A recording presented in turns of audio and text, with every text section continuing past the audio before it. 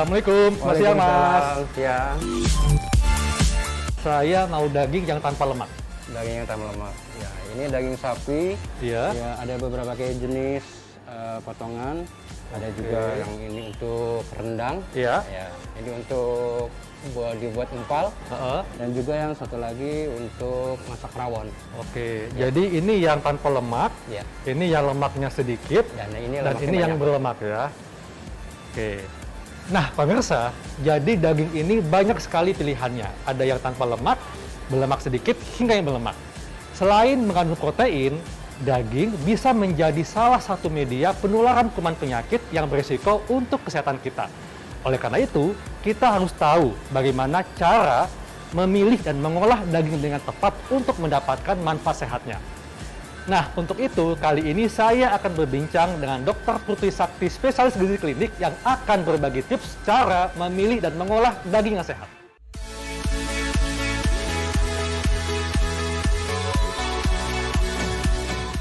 Selamat siang, Dok. Siang, Dokter Haikal. Wah, dokter udah siap nih dengan berbagai jenis daging. Iya, Dok. Dok, nih, saya pengen tahu, Dok ya. Tentunya masyarakat juga pengen tahu nih. Kenapa kita tetap harus memasukkan daging dalam menu makan kita? Daging, terutama daging merah ya, Dok. Kita itu perlu banget nggak cuman untuk kebutuhan protein aja. Sebenarnya kalau kita lihat, warna merah di sini itu menunjukkan kaya dengan zat besi. Selain itu juga ada B12. Nah, biasanya B12 ini, Dok, sumber utamanya memang dari daging-dagingan atau produk hewani. Dan dia penyerapannya akan lebih bagus itu kalau dari produk hewani dibandingkan yang nabati. Makanya kalau untuk Kemenkes kan mereka menyarankan kita konsumsinya itu porsi gizi seimbang. Artinya protein hewani ada, nabati juga ada gitu, Dok. Jadi artinya tetap penting, Dok, daging untuk tubuh kita ya? Betul, penting banget. Dok, kan ada dua jenis daging, Dok ya, daging segar dan daging beku nih. Betul. Nah, mana yang sebaiknya kita konsumsi? Kalau kita membicarakan daging beku atau daging yang fresh, memang paling bagus kita better yang fresh ya, baik yang fresh. Tapi balik lagi, Dok, kita harus memperhatikan daging itu kita tahu dulu nih, apakah kualitasnya bagus atau tidak. Nah, bagaimana kita tahu? Yang pertama, kita harus memastikan dulu bahwa daging tersebut berasal dari rumah pemotongan hewan, jadi sudah terdata. Jadi dia otomatis semua kriterianya sudah masuk. Yang kedua, kita akan tahu nih, Dok, kalau dagingnya merah seperti ini, artinya dia masih fresh. Iya. Tapi kalau sudah mulai agak kebiruan, kadang kita lihat ya kalau kayak dijual di pasar segala macam tuh kadang kalau agak kebiruan tuh hati-hati. Artinya bisa jadi dia sudah agak lama nih. Iya. Terus kita juga bisa lihat dari konsistensinya, Dok. Kalau kita tekan, nih, ya, kenyal dan dia akan langsung kembali lagi. Itu segar berarti? Segar. Kalau biasanya kalau dia nggak segar dia nggak gampang balik konsistensinya atau berlendir. Iya, alot gitu, Dok ya? Betul. Dan kita juga bisa dari aromanya, Dok. Aromanya betul-betul kalau fresh itu bau daging sapi.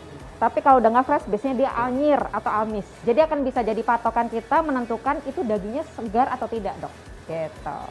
Dok, sebetulnya apakah ada nih perbedaan perlakuan antara daging yang segar dengan yang beku? Misalnya, apakah ada perbedaan mulai dari pemotongan, penyimpanan, hingga pengolahannya? Kalau untuk penyimpanannya, Dok, biasanya kalau daging beku ini pastinya dia harus tidak boleh dicuci.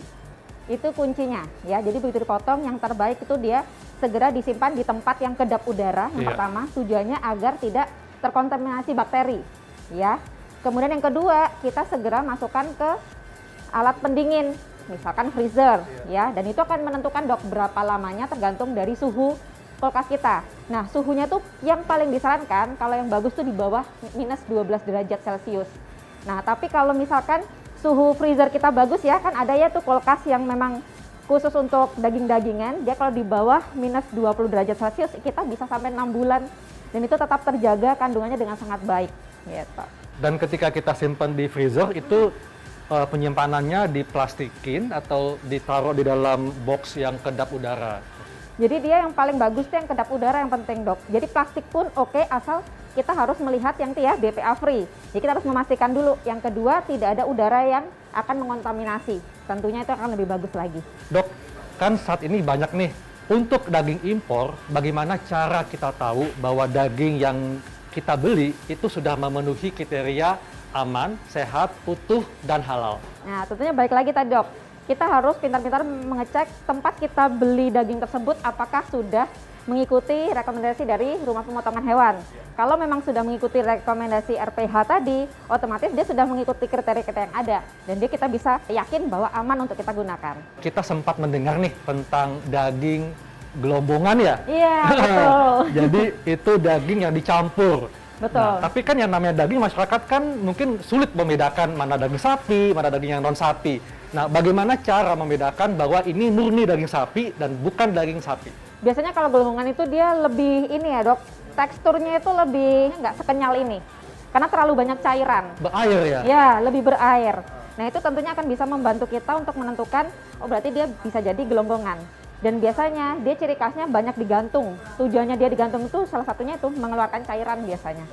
Kalau yang dicampur dok dengan daging lain yang bukan daging sapi gitu, gimana cara kita membedakannya?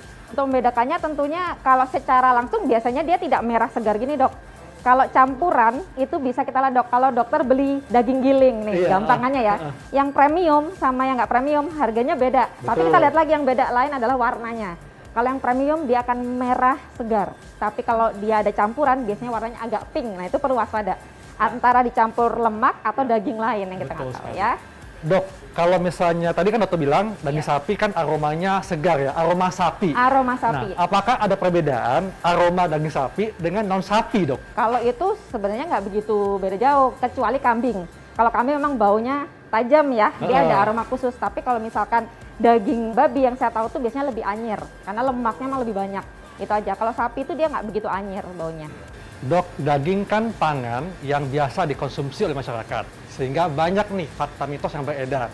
Yang pertama dok, fakta atau mitos katanya merebus daging sebelum disimpan akan lebih baik dibandingkan tidak direbus. Fakta atau mitos dok? Oke, itu adalah mitos ya, karena sebetulnya yang paling bagus kita harus menyimpannya dalam kondisi segar seperti ini. Dalam kondisi segar langsung dibekukan tadi dok, jadi nggak perlu dicuci, nggak perlu diolah. Kenapa? Karena kalau direbus dulu ada beberapa kandungan nutrisi yang akan berkurang, vitamin B dan juga vitamin C. Nah itu yang harus kita perhatikan. Tapi kalau kita begitu kondisi segar seperti ini langsung kita bekukan dengan beberapa yang tadi diperhatikan saya jelaskan ya dok, itu akan lebih menjaga kandungan nutrisinya dengan lebih optimal. Yang kedua dok, ini fakta atau mitos, katanya nih kalau kita mencuci daging sebelum diolah akan menghilangkan kandungan nutrisinya. Fakta atau mitos? Itu adalah mitos ya dok ya. Kalau kita mencuci itu yang lebih kita khawatirkan adalah kita akan bisa mengkontaminasi daging tersebut dengan bakteri-bakteri di sekitar, biasanya di tempat cuciannya itu dok. Jadi memang yang paling bagus tadi ya dok ya, begitu kita membeli sesuatu, daging itu fresh, kita segera masukkan ke plastik yang vakum udaranya, kemudian kita bekukan tadi dok. Jadi nggak perlu dicuci memang ya, yang terbaik. Nah dok, ini juga ada lagi nih yang suka ditanyakan masyarakat dok ya. Kalau misalnya mengkonsumsi daging mentah itu lebih baik dibandingkan daging matang. Karena mungkin nutrisinya lebih utuh. Ini fakta atau mitos dok? Tentunya itu mitos ya dok ya. Bahaya banget kalau kita sampai mengkonsumsi daging-daging yang masih mentah. Karena balik lagi tadi ya, di situ akan banyak bakteri-bakteri yang tentunya bisa mengkontaminasi. Bakteri contohnya bisa E. coli, nah, kita bisa diare, bisa sakit perut. Atau bisa juga parasit seperti toksoplasma. Nah, apalagi kalau untuk perempuan, toksoplasma kan bahaya ya, apalagi yang mau ada program hamil. Nah, itu tentunya harus kita hindari. Jadi sebisa mungkin tentunya adalah olah sematang mungkin. Gitu. Tapi dok, bagaimana dengan daging ikan nih? Mungkin bagi penggemar sushi kan suka mengkonsumsi salmon yang matang. Apakah ini tetap ada kandungan bakteri jahatnya atau gimana dok? Tentu saja, daging bentuk apapun dok, mau ikan, ayam, ataupun sapi, itu sebenarnya tetap kalau mentah itu akan tetap ada kontaminasi dari bakteri. Salah satunya kalau di sushi atau sashimi ya, kita menyebutnya itu adalah salmonella yang kita khawatirkan. Nah itu yang perlu kita khawatirkan juga, apalagi biasanya kalau ikan-ikan yang masuk Indonesia, dia itu kan sudah ini ya, mengalami impor, jadi sudah sekian lama. Nah itu yang kita nggak tahu nih terpapar atau tidak oleh bakteri-bakteri tadi. Oke, jadi memang lebih baik diolah dulu dok ya? Terbaik adalah diolah. Dok, ini juga kalau kita lihat di pasar dok, Iya. kan daging tuh digantung ya. Nah katanya kalau digantung itu daging akan lebih awet dok, fakta atau mitos? Sekali lagi itu adalah mitos ya. Jadi daging-daging yang digantung di pasar itu biasanya selain untuk membantu mengeluarkan cairan ya dok dari dagingnya, itu yang kedua adalah ketika penyembelihan itu biasanya ototnya itu mengalami lebih kaku dok. Jadi dengan tujuan dia digantung itu ada efek dari daya gravitasi bumi sehingga dia lebih lentur. Makanya terutama biasanya para penjual daging kambing biasanya itu pasti akan digantung-gantung tuh. Tujuannya tadi untuk biar ototnya lebih lentur sehingga dikonsumsi lebih enak gitu. Jadi memang tujuannya adalah bukan untuk mengawetkan, Dok, ya? Bukan. Apalagi ingat tadi, semakin lama ada di suhu udara, biasanya nggak boleh lebih dari 2 jam, Dok, dia akan lebih mudah terpapar oleh bakteri-bakteri. Kan daging merah ini ada daging sapi, ada daging kambing. Nah, beredar mitos atau fakta, katanya daging sapi itu kandungan lemaknya lebih tinggi dibandingkan daging kambing. Fakta atau mitos? Itu adalah fakta ya, karena memang daging sapi itu dia kalorinya lebih tinggi. Kedua, lemaknya juga lebih tinggi, Dok. Jadi biasanya yang beredar di masyarakat adalah kambing itu bisa memicu kolesterol dan penyakit-penyakit jantung dan lain-lain ya, Dok. Padahal sebenarnya kambing itu tidak begitu signifikan seperti itu, Dok. Lebih ke pengolahannya lah yang akan membuat berbagai efek penyakit tadi. Sedangkan kalau daging merah, dia per 100 gramnya itu lemaknya bisa sampai 5 gram estimasinya.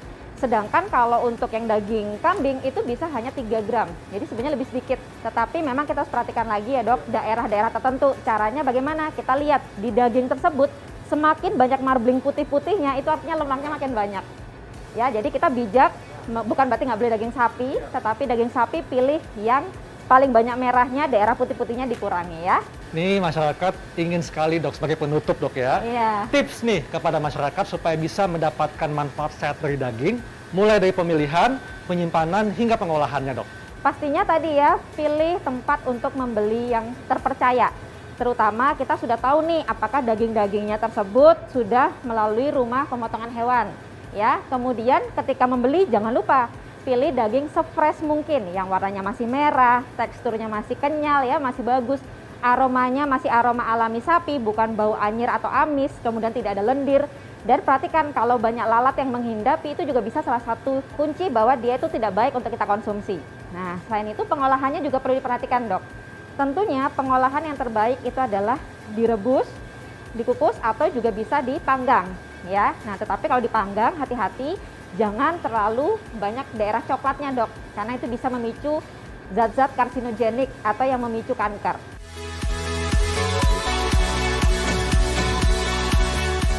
Nah, pemirsa, demikianlah bincang-bincang saya dengan Dr. Putri tentang bagaimana cara memilih dan mengolah daging yang tepat untuk mendapatkan manfaat sehatnya.